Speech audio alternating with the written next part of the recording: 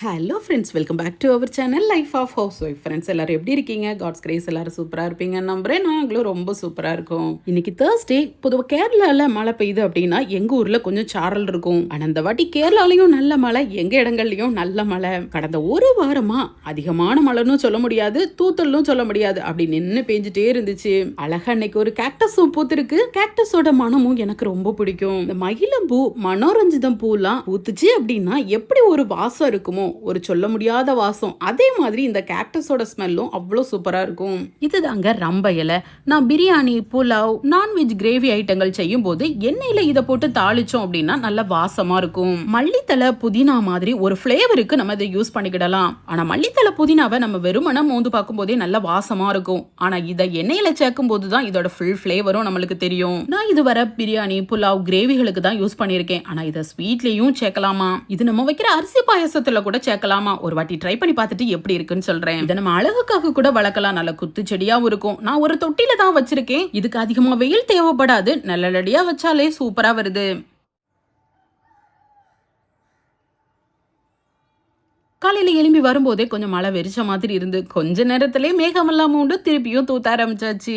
செடிகள் எல்லாம் வெயில் அடிக்குதுன்னு சொல்லி காலையிலயும் சாயந்தரம் தண்ணி ஊத்தி எவ்வளவுதான் கண்ணு கருத்துமா பார்த்தாலும் 2 துளி விழுந்தோடனே அதை பார்க்கவே ஒரு அழகா இருக்கு. பெய்யற மழைய பார்த்தா ஏதோ பருவ மழை பெஞ்ச மாதிரி தொடர்ந்து பெய்யுது.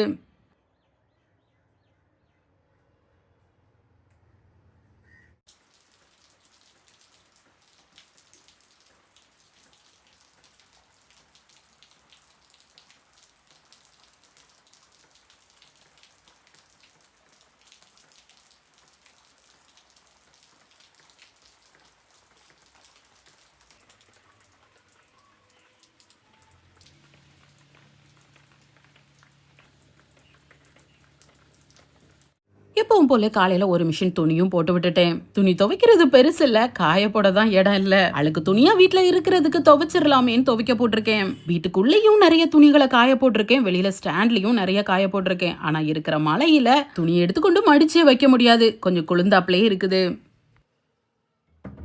கிட்டத்தட்ட காயப்பட்டிருக்க துணிகள் எல்லாமே ஒரு 6-7 நாளா கிடந்து காயுது.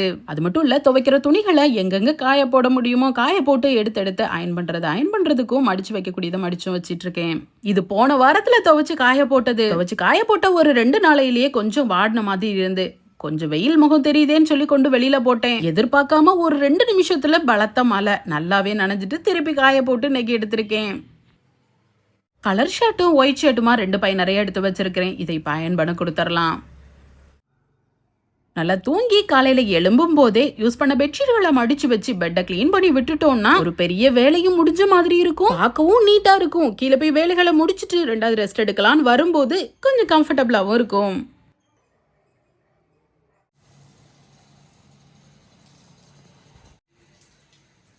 பெஞ்சிட்டு இருக்க மழையை பார்க்கும்போது இன்னைக்கு ஃபுல்லுமே மழை இருக்கும் போலதான் இருக்கு. என்னோட பெட்ரூம் மேலே இருக்குது, கிச்சன் கீழே இருக்குது. காலையில் எழும்னதும் சடனாக கீழே இறங்கி வார வேலையை தொடங்குறேன். அப்படிங்கும்போது இதையுமே ஸ்டேபிளாக என்னால் ஹேண்டில் பண்ண முடியல. காலையில் எழும்பி நான் ஃப்ரெஷ்அப் ஆகிட்டு மேலே கொஞ்சம் நேரம் டைம் ஸ்பெண்ட் பண்ணிட்டு கொஞ்சம் ரிலாக்ஸாக ஃப்ரெஷ்அப் ஆன பிறகு கீழே இறங்கி வந்தேன்னா எனக்கு நல்லா இருந்த மாதிரி இருக்கு.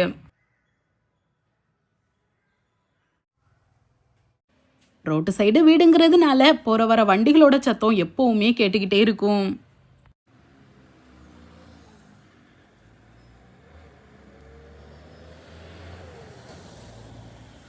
கிச்சனுக்குள்ள என்ட்ரு ஆகி கிச்சன் வேலைகளை பார்க்க ஆரம்பிச்சிட்டோம் அப்படின்னா வெளியில வர டைம் இருக்காது. அங்க இருக்கிற வேலைகளையும் 1 by 1 செய்யறதுக்கு தான் டைம் சரியா இருக்கும்.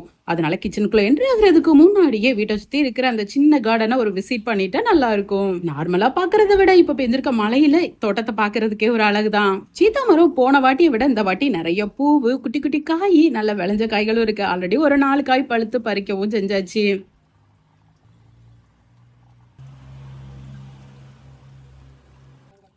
நேற்று சாயந்தரத்துல இருந்தே அதிகமா மழை இருந்ததுனால சீக்கிரமே இருட்டவும் செஞ்சுட்டு நேற்று நைட்டு மல்லிகை பூவும் பறிக்கல. இன்னைக்கு காலையில எல்லாமே நல்லா விரிஞ்சிருக்கவும் செய்து இது கிட்ட வரவுமே நல்ல ஒரு மனம். மொத்தமே 10 பூவா இருந்தாலும் நம்ம செடியில பூத்தது நல்ல ஃப்ரெஷ்ஷாவும் இருக்குது. அதுவே ஒரு ஸ்பெஷல் தான். சாப்பிட்டுட்டு போட்ட பல விதையில இருந்து முளைச்சு வந்த பப்பாளி இப்போ பூக்கவும் ஆரம்பிச்சிருக்கு. மழை சமயமா இருக்கிறதுனால எந்த செடியை பார்த்தாலுமே கண்ணுக்கு ரொம்ப அழகா தெரியுது. அவுட்டோர் விசிட் எல்லாம் முடிச்சாச்சு. நெக்ஸ்ட்டாக கிச்சனுக்குள்ளே தான் என்ட்ரு ஆகணும். ஒரு 14 வருஷமா எங்க வீட்ல இருக்கிற ஒரு மீன் ஆகாஷும் எங்க மாமாவும் தான் அதை டேக் கேர் பண்ணுவாங்க. 2 நாளா 2 பேருமே வீட்ல இல்லங்கறதுனால நான் தான் அதுக்கு சாப்பாடு ரெடி பண்றதுக்காக ப்ரிப்பரேஷனா என்னென்ன ரெடி பண்றேன்னு உங்க கூட ஷேர் பண்ணியிருந்தேன்.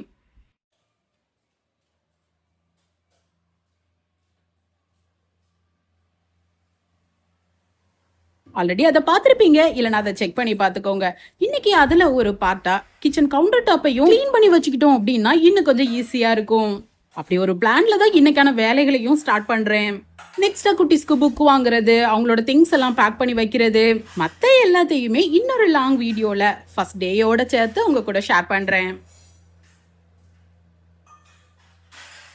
எனக்கு கவுண்டர் டாப்ல நிறைய திங்ஸ் வச்சு கொச்சன்னு இருக்கிறத விட இப்படி சிம்பிளா எனக்கு தேவையான கொஞ்சம் பொருட்களை மட்டும் வச்சு ஒர்க்கிங் ஸ்பேஸ் நிறைய இருந்துச்சுன்னா எனக்கு கம்ஃபர்டபுளா இருக்கும். அதுக்கு ஏத்தாப்புல இருக்கிறதெல்லாம் அரேஞ்ச் பண்ணி வச்சிருப்பேன். இந்த மாடுலர் கிச்சன்ல அது ஒரு பிளஸ். இருக்கிற செல்ஃபுகளுக்குள்ள எல்லாமே பாத்திரங்களை எடுத்து அடுக்கி விட்டு க்ளோஸ் பண்ணி விட்டுட்டோம்னாலே நீட்டாயிரும். ஆல்ரெடி தோட்டத்துல இருந்து கொண்டு வந்த பப்பாளி பழம், கொய்யா பழம், வாழைப்பழம் இருக்கு. பப்பாளி பழம் நல்லா பழுத்துட்டு இன்னைக்கு எடுத்து அதை ஃபினிஷ் பண்ணிடணும். டெய்லி என்னதான் தொடச்சாலும் ரோடு சைடு வீடுங்கிறதுனால அதிகமா தூசி படியும். அதுவும் என்ன கரை, சின்ன சின்ன கரை இருந்துச்சுன்னா அந்த தூசி அப்படியே ஒட்டிக்கிடுது. அதனாலயே எப்ப கிளீன் பண்ணாலும் நல்ல லிக்விட் போட்டு நல்லா ஸ்க்ரப் பண்ணி இருக்கிற எல்லா இடத்தையும் மூளை முடுக்கெல்லாம் தேய்ச்சி நீட்டா கழுவிடுவேன். அப்பப்போ ஈர துணியை வச்சு லைட்டா தொடச்சி விட்டாலும் இதே மாதிரி நல்லா தண்ணி விட்டு கழுகி விட்டாதான் நீட்டா இருந்த மாதிரி இருக்கும். எங்க வீட்டு தண்ணி நல்ல உப்பு தண்ணி. அதனால பாத்திரம் கழுவுற இடம், பாத்ரூம்ல எல்லாம் உப்பு கரை நிறையவே பிடிக்குது. முடிஞ்ச அளவுக்கு எந்த வாட்டர் டிராப்ஸும் இல்லாம ஓரளவுக்கு நீட்டா மெயின்டைன் பண்ணா மட்டும்தான் உப்பு கரை கொஞ்சம் கம்மி ஆகுது. கவுண்டர் டாப்ல மற்ற இடங்கள்ல தண்ணி விட்டு நல்லா தேய்ச்சி கழுகி விட்டுறலாம். ஆனா அந்த அடுப்பை சுத்தி மட்டும் தண்ணி ஊத்த முடியாது, ஏன்னா உள்ள இறங்கிரும். அடுப்புக்கு கீழே இருக்கிற அந்த டிராயர் ஃபுல்லுமே உட்டுங்கிறதுனால உள்ள தண்ணியை விட முடியாது. அதுவும் தொடச்சி எடுக்கிறதும் கஷ்டம். அதனால அந்த பக்கத்துல தண்ணி போகாத அளவு கொஞ்சம் கவனமா பார்த்து மற்ற இடங்கள்ல நல்லா தேய்ச்சி எடுத்து கழுவி விட்டுருவேன். இருக்கிற தண்ணி எல்லாம் ஃபர்ஸ்ட் வைப்பரை வச்சு தள்ளிட்டு அதுக்கு பிறகு துணி வச்சு தொடச்சி எடுப்பேன். அப்ப அது கொஞ்சம் ஈஸியா இருக்கும். இருக்கிற சின்ன சின்ன நீர்த்துளிகளையும் ஈஸியா ரிமூவ் பண்ணிடலாம். எப்போ கவுண்டர் டாப்பை க்ளீன் பண்ணாலும் இந்த மிக்ஸி, இண்டக்ஷன் அடுப்பையுமே நல்லா ஸ்க்ரப் பண்ணி அதையுமே நல்லா தொடச்சி வச்சிருவேன்.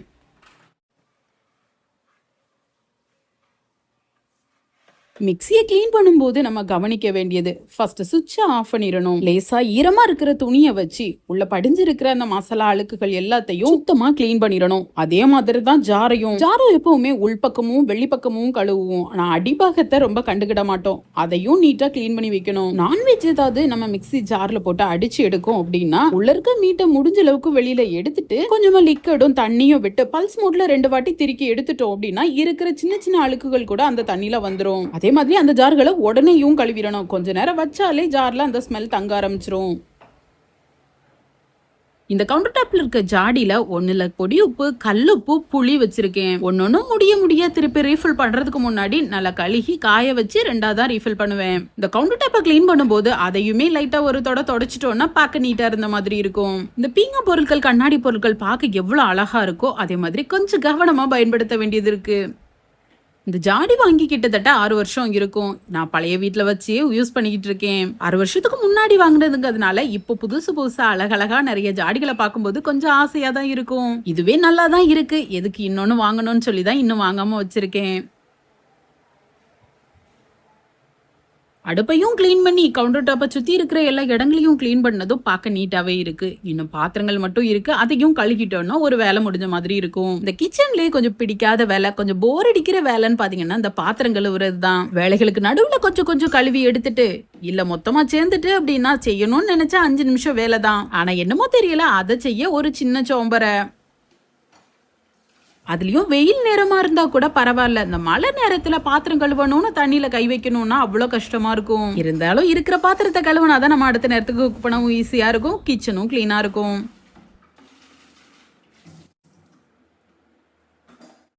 இப்ப கிச்சன் கவுண்டர் டாப்பை ஃபுல்லுமா கிளீன் பண்ணியாச்சு. நெக்ஸ்டா ஃப்ளோர் கிளீனிங். கவுண்டர் டாப்பை கிளீன் பண்ணிட்டு ஃப்ளோரை கிளீன் பண்ணாதான் நீட்டா தெரியும். கிச்சன் ஃப்ளோருக்கும் ஒயிட் மார்பிள் போட்டிருக்கிறதுனால தண்ணிப்பட்டு சின்ன தூசி பட்டாலுமே ரொம்ப அழுக்கா தெரிஞ்ச மாதிரி இருக்கும். பெரிய இருக்கிற குப்பைகளை லைட்டா பெருக்கி விட்டுட்டு டெய்லி ஒரு நேரம் தொடச்சா மட்டும்தான் கிச்சனும் நீட்டா இருக்கும். அதுலயும் சிங்கிள் இருக்க தண்ணி அங்கங்க தெரிச்சிருக்கும். நம்ம நடக்கும் போது நம்மளோட ஃபுட் மார்க்கா பதிஞ்சிரும். காஞ்ச பிறகு அது பிரவுன் கலர்ல அழுக்காவே தெரிஞ்ச மாதிரி இருக்கும். ஃப்ளோரையும் கிளீன் பண்ணிட்டு கிச்சனை பார்க்கும்போது கொஞ்சம் நீட்டா ஃபீல் ஆகுது. கையோட ஃப்ரிட்ஜையும் லைட்டா கிளீன் பண்ணி விட்டுருதேன். போன சண்டே தான் கொஞ்சம் வீட்டுல இருக்கும்போது ஃப்ரிட்ஜை கிளீன் பண்ணி வச்சிருந்தேன். அதனால பெரிய அளவுல அழுக்குகள் இல்ல. ஸ்கூலுக்கு பிள்ளைங்களை அனுப்புறதுக்காக சாட்டர்டே சண்டே தான் கொஞ்சம் வெஜிடபிள்ஸ் எல்லாம் வாங்கி ஸ்டோர் பண்ணணும். என் ஃப்ரிட்ஜ்ல ஒரு சைடு ஃபுல்லுமே ஃப்ரீசரும் ஒரு சைடு ஃபுல்லுமே கூலர். கொஞ்சம் ரேரா யூஸ் பண்ற மசாலா பொருட்கள் முதற்கொண்டுமே நான் ஃப்ரீசர்ல தான் ஸ்டோர் பண்ணிருப்பேன். அதே மாதிரி சமையலுக்கு யூஸ் பண்ற லிக்விட் ஐட்டம்ஸ், சாஸ் ஐட்டம்ஸ் எல்லாம் ஃப்ரிட்ஜ்ல ஸ்டோர் பண்ணிருக்கேன். கிளீனிங்னு ஆரம்பிச்ச பிறகு கண்ணில் தெரியதெல்லாம் அப்பப்போ கிளீன் பண்ணிக்கிட்டே இருந்தால் தான் நீட்டாக மெயின்டைன் பண்ண முடியுது. ஒவ்வொரு இடத்தையும் எந்த அளவுக்கு யூஸ் பண்ணுறோமோ அந்த அளவுக்கு கிளீனிங் அதிகமாக இருக்கு.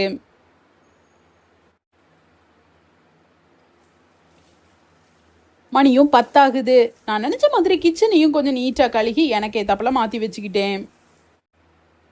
இன்னைக்கு பிரேக்ஃபாஸ்ட்டுக்கு அந்த அளவு விருப்பம் இல்ல. அதனால ஃபர்ஸ்ட்ல டீயை குடிச்சிட்டு பிறகு தேவைப்பட்டா பிரேக்ஃபாஸ்ட் ரெடி பண்ணலாம்னு சொல்லி பிளான் பண்ணிருக்கேன். நம்ம ஃப்ரெண்ட் ஒருத்தங்க கிரீன் டீ ரொம்ப எடுத்துக்கிடாதுங்கன்னு சொல்லி இருந்தாங்க. கரெக்ட் தான், நானுமே அதை ஃபீல் பண்ணேன். டெய்லி 2 கப்பு டீக்கு பதிலாக இப்பப்போ ஒவ்வொரு கப்பு தான் குடிக்கேன். காலையில எடுத்தா சாயந்தரம் கிடையாது, சாயந்தரம்னா காலையில கிடையாது. கிரீன் டீ குடிக்கிறது டயட்டுக்காகவோ இல்ல ஸ்லிம் ஆகணுங்கிறதுக்காகவோ இல்ல. அந்த நேரத்துக்கு சூடா 1 டம்ளர் தண்ணி குடிக்கணும். அது கிரீன் டீ அந்த துவப்பு சுவையோட இருந்தா கொஞ்சம் நல்லா இருந்த மாதிரி இருக்கும்.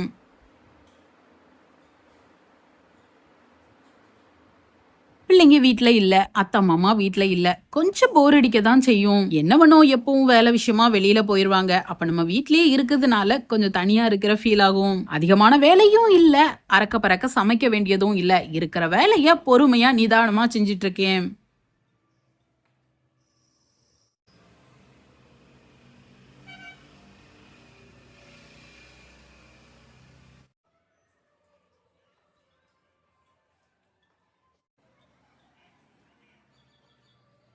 காலையில 1 டம்ளர் டீ குடிச்சா போதும், அந்த அளவுக்கு பசியே தெரியாது. ஆனா பிரேக்ஃபாஸ்ட் ஸ்கிப் பண்ண கூடாதுங்கிறதுக்காக தான் குட்டீஸ்க்காக ரெடி பண்றதுல நானும் சாப்பிட்டது உண்டு. இப்ப எனக்காக தான் ஏதாவது செய்யணும்னு நினைக்கும் போது 1 கப் டீயே பெட்டரா தெரியும். நெக்ஸ்ட் ஹால்ல இருக்க இந்த ஏரியா கிட்டத்தட்ட 2 வாரமா பிளான் பண்ணிட்டு இருக்கேன். இந்த இடமே கொஞ்சம் அழுக்கா இருக்கு. கொஞ்சம் தேவையில்லாத பொருட்களை கழிச்சிட்டு இருக்கிறத மட்டும் நீட்டா அரேஞ்ச் பண்ணி முடிச்சிருக்கேன். சம்மர் ஹாலிடேஸ்ல ஏற்காடு போயிருந்தோம். ஏற்காடு எப்படி இருந்து என்னென்ன பார்த்தோம், எப்படி என்ஜாய் பண்ணோங்கிறத டீட்டெயிலா உங்க கூட ஷேர் பண்ணிருந்தேன். பார்க்கலன்னா டிஸ்கிரிப்ஷன்ல லிங்க் இருக்கு, மறக்காம செக் பண்ணி பாருங்க.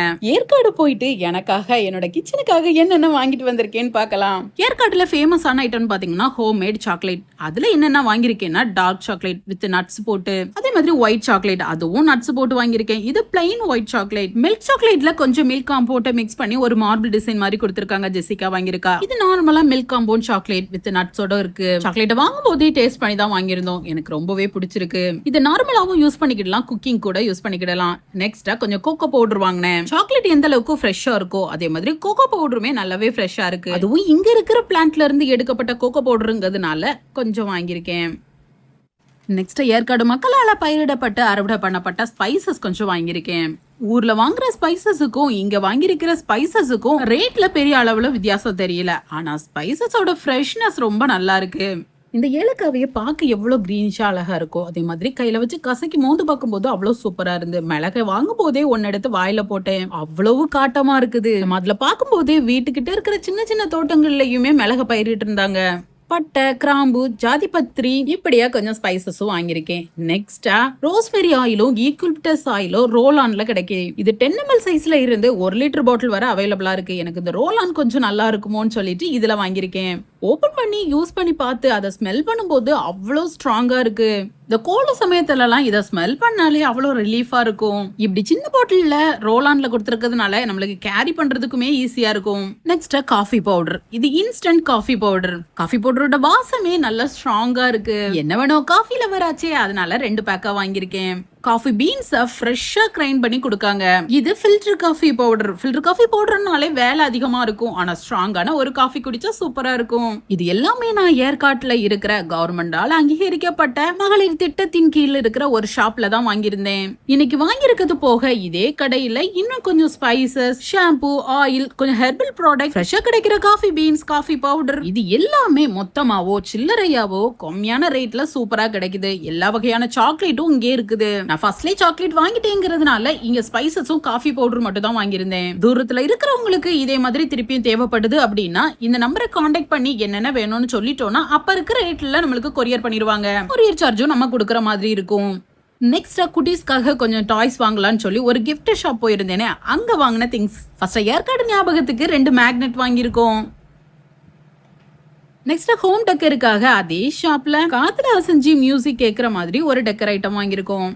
பார்க்க ஆன்டி கலெக்ஷனா பிராஸ் மாதிரி தெரிஞ்சாலும் கொஞ்சம் லைட் வெயிட்டா காத்துல அசைகிற மாதிரி இருக்கு.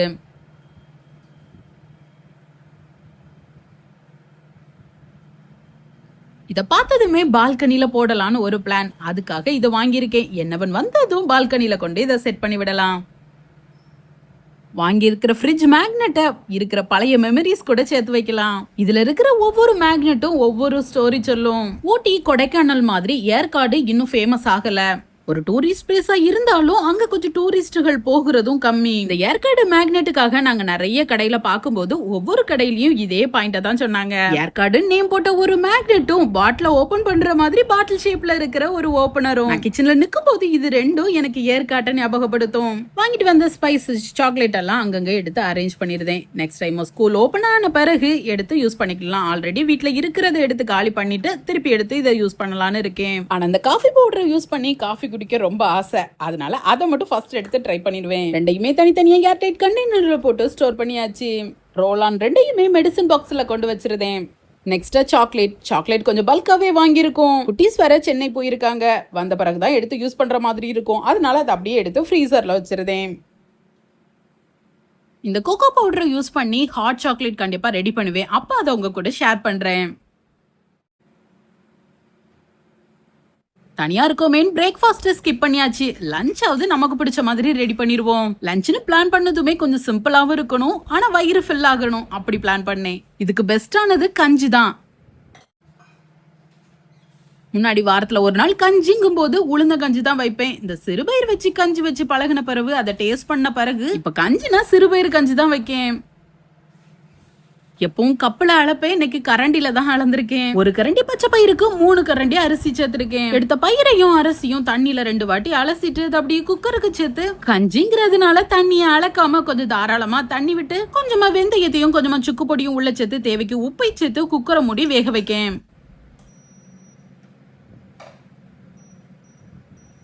ஆன் பண்ணி விட்டுட்டு கொஞ்ச நேரம் ரிலாக்ஸ் பண்ணோம்னா விசில் வந்துச்சுன்னா கஞ்சும் ரெடி. எவ்வளவு சிம்பிளா வேலை முடிஞ்சிட்டு பாத்தீங்களா? ஆல்ரெடி கழுவி வச்சிருந்த டஸ்ட்பினும் நல்லா ட்ரை ஆயிட்டு கவரை போட்டு அதையும் செட் பண்ணி தூர வச்சிருந்தேன்.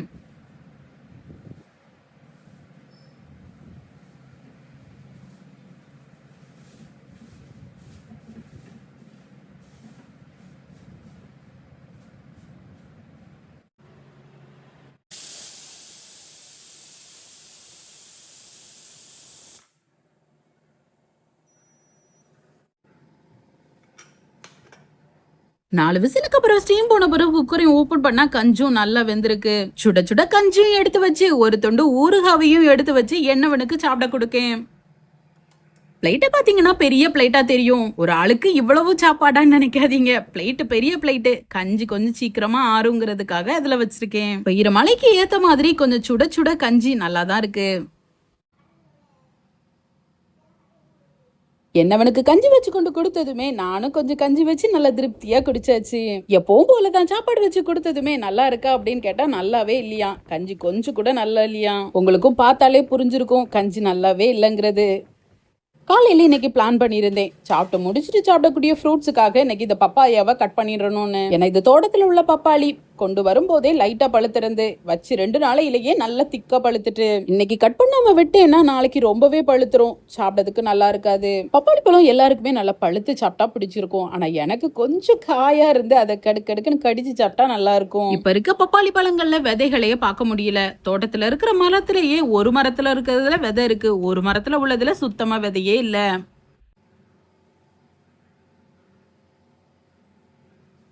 வீட்ல 2 பேர் தான் இருக்கும். கட் பண்ண நேரம் ஆளுக்கு பாதியா எடுத்து காலி பண்ணாதான் காலி ஆகுங்கிறதுக்காக ஆளுக்கு ஒரு பவுல்லயே எடுத்துக்கிட்டோம். இருக்கணும் இந்த ஃப்ரிட்ஜ்ல ஸ்டோர் பண்ணி பழங்களை சாப்பிடும் போது அதோட டேஸ்ட் கம்மியான மாதிரி இருக்கும். ஃப்ரிட்ஜ்ல இருக்கிறத எடுத்து உடனே சாப்பிட்டோம் அப்படின்னா அந்த சில்னஸ்லயே பாதி டேஸ்ட் தெரியாது. அதுலயும் ஒரு 1/2 மணி நேரம் வெளியில வச்சு அதோட கூல்னஸ் போன பிறகு சாப்பிடலாம்னு சொன்னா சுத்தமா டேஸ்ட் தெரிஞ்ச மாதிரி இருக்காது. எனக்கு என்னமோ ஃப்ரிட்ஜ்ல ஸ்டோர் பண்ணாம அப்படியே சாப்பிட்டாதான் அது டேஸ்டா தெரிஞ்ச மாதிரி இருக்கும். மேக்ஸிமம் ஃப்ரூட்ஸ் எதையுமே ஃப்ரிட்ஜ்லயும் ஸ்டோர் பண்ண மாட்டேன். ஒருவேளை கொஞ்சம் நிறைய வாங்கிட்டோம், நிறைய இருக்குது அப்படின்னா ஃப்ரிட்ஜ்ல ஸ்டோர் பண்றதை எடுத்து ஜூஸா போட்டுருவேன். ஜூஸா குடிக்கும் போது அந்த அளவுக்கு டிஃபரன்ஸ் தெரிஞ்ச மாதிரி இருக்காது.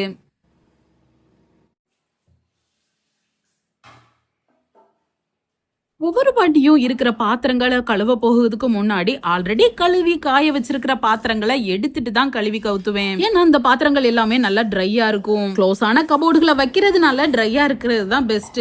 இப்ப கழுவுற பாத்திரங்களையும் இதுக்கு மேலேயே வைக்கேன்னா இந்த பாத்திரங்களும் சேர்த்தே ஈரமாயிரும். அதனாலயே பாத்திரம் கழுவுறதுக்கு முன்னாடி கூடையில இருக்கிற பாத்திரங்களை ஃபர்ஸ்ட் எல்லாத்தையும் வெளியில எடுத்துட்டு கபோர்ட்ல எங்க பாத்திரங்களை எடுத்து அடுக்கணுமோ அங்க அடுக்கி விட்டுட்டு அதுக்கப்புறம் சிங்க்ல இருக்கிற பாத்திரத்தை கழுவி கூடையில கவுத்தி இருப்பேன்.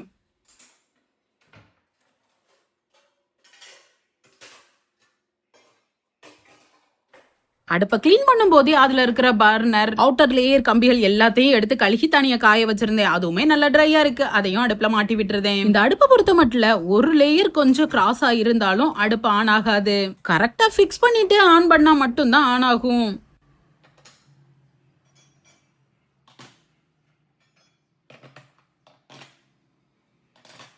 சமைச்சிட்டு இருக்கும் போதே இடையிடையே கொஞ்சம் பாத்திரங்கள் கழுவிட்டேன். இப்ப சாப்பிட்ட பாத்திரங்களும் அது போக ஃப்ரூட்ஸ் கட் பண்ண பாத்திரங்கள் மட்டும் தான். அதை மட்டும் கழுகிட்டோம்னா வேலை முடிஞ்சுது. நாளும் பொழுதும் எப்படி போகுதுன்னு தெரியல. காலையில எழும்பின மாதிரி இருக்கு, நைட்டு தூங்க போற டைம் ஆயிருது. இப்ப லீவு நாளையிலே இப்படி இருக்குன்னா ஸ்கூல் தொடங்கிச்சுன்னா நாள் எப்படி போகுதுன்னே தெரியாது. ஜெசிகா ஆகாஷா இப்பதான் கொண்டு ஸ்கூல்ல சேர்த்த மாதிரி இருந்து.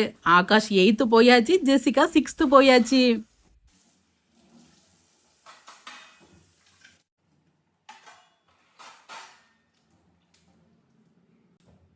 இன்னைக்கு 1 மணிக்குள்ளேயே எல்லா வேலைகளையும் முடிச்சாச்சு. கிச்சனும் கிளீனா இருக்கு. இனிமே நம்மளுக்கு கொஞ்சம் ரெஸ்ட் டைம்னாலே பிளவுஸ் ஒர்க் ஆரம்பிச்சிட வேண்டியதான். இந்த வாரம் ஃபுல்லுமே இந்த பிளவுஸ் தான் ஒர்க் பண்ணலான்னு எடுத்து வச்சிருக்கேன். டபுள் கலர்ல கட் பீடும் ஒரு சுகர் பீடையும் வச்சு சிம்பிளா ஒரு ஒர்க்.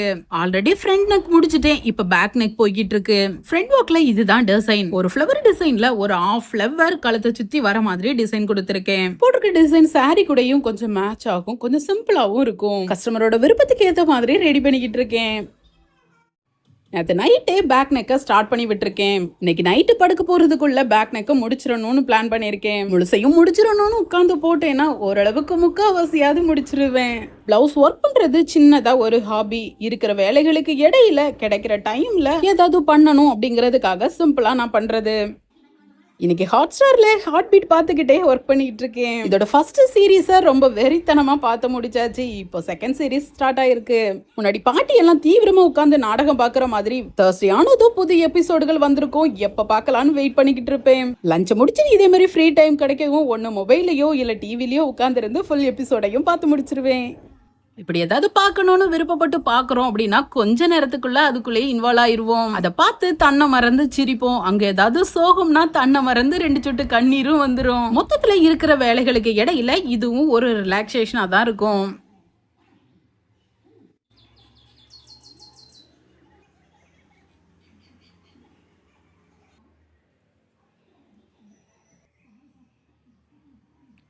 மதியத்துக்கு மேல மழையும் கொஞ்சம் குறைஞ்சிருக்கு. ஏற்காடுல இருந்து வாங்கிட்டு வந்த அந்த பெல்ல இப்ப ஹேங் பண்ண போறோம். ஓகே ஃப்ரெண்ட்ஸ், இதோட இந்த விளாக முடிச்சுக்கின்றேன். இன்றைய நாள் எனக்கு ரொம்ப இனிமையா சூப்பரா போச்சுது. நெக்ஸ்டா ப்ரீ ப்ரிப்பரேஷனா என்னென்ன வேலைகளை செஞ்சு குட்டிஸை ஸ்கூலுக்கு அனுப்புறேன். குட்டிஸோட ஃபர்ஸ்ட் டே ஸ்கூல் எப்படி போகுங்குத நெக்ஸ்ட் வீடியோல உங்க கூட ஷேர் பண்ணிக்கிடுறேன். ஸ்கூலும் ஓபன் ஆக போகுது. விதவிதமான லஞ்ச் பாக்ஸ் ரெசிபியோட உங்களை மீட் பண்றேன். எப்பவும் கொடுக்குற மாதிரி உங்க லவ் அண்ட் சப்போர்ட்டை மறக்காம எனக்கு கொடுங்க. நான் நாளைக்கு ஒரு கான்செப்டோட உங்களை மீட் பண்றேன். பாய்.